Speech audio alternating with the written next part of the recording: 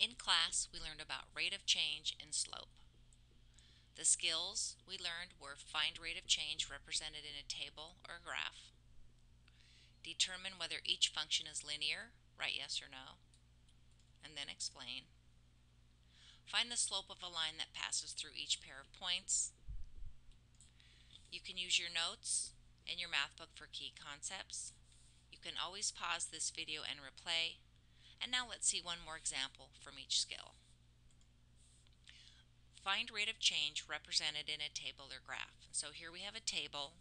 In the X column, we have 5, 10, 15, and 20. In the Y column, we have 2, 3, 4, and 5.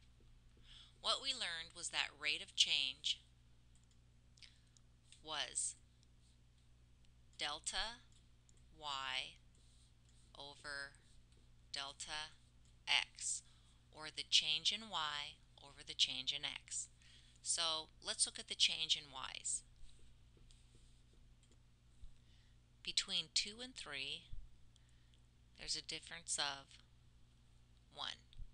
Between 3 and 4, there's a difference of 1. And between 4 and 5, there's a difference of 1. So that is a constant rate of change. For the X column, the difference between 5 and 10 is plus 5. The difference between 10 and 15 is plus 5. And between 15 and 20 is plus 5, and that's a difference of 5. So when I ask for the rate of change, we have the difference of 1 over the difference of 5. So the rate of change is 1/5.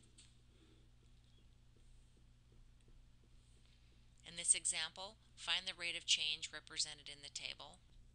In order to find the rate of change, let's look at these points. We have negative 3, 7, so go back 3 and up 7. And we have 3, negative 1, so go over 3, down 1. So I need to find the rate of change between these points. So let's mark that. And as we recall, the rate of change is the change in Y over the change in X. And Y is always vertical, so to get from that point to that point, how far do we go down? And then how far do we go over? So if we count 1, 2, 3, 4, 5, 6, 7, 8, there's 8 squares going down, so that's negative 8. And then going to the right, 1, 2, 3, 4, 5, 6 squares. So I went down 8 and over 6. If we reduce that, that's negative 4/3.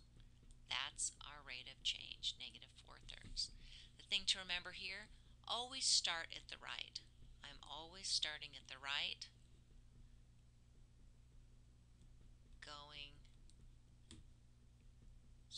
I'm starting at the left, heading toward the right. I'm always walking this way.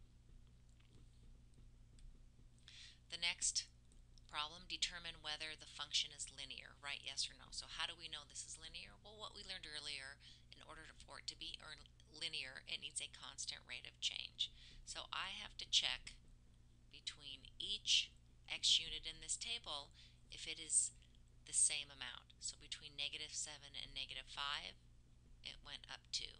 Negative 5 and 3, that went up 2.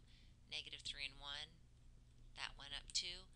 Negative 1 and 0, that went up 1. Oh, I don't even need to check the y because this is not a constant rate of change. It's not linear. So then I would write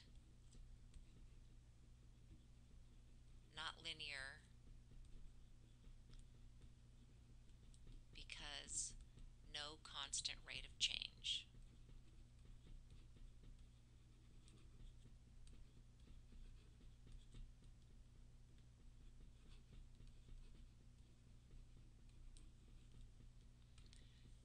And the last problem today, find the slope of the line that passes through each pair of points. For slope, we learned that slope represented by m is the rise y's overrun, and y's can be represented by y2 minus y1, so that's the difference in the y's, and the run x2 minus x1, that's the difference in the run. The best way to start this out is to label your points. I have the coordinate point 4, 3. Well, we know that every coordinate point consists of an x and a y coordinate, an x and a y coordinate. Since this is the first point we got, we'll give that subscripts of 1, and this is the second point, so subscripts of 2. And if you notice, that's exactly what we have here. So we are just going to substitute then. y2 is 6. Then we have a minus from the formula, and y1 is 3, divided by x2, which is negative 1, a minus from the formula, and x1, which is 4. 6 minus 3 is 3. 1, negative 1 minus 4 is negative 5. So that really can't be reduced. So our slope is negative 3/5.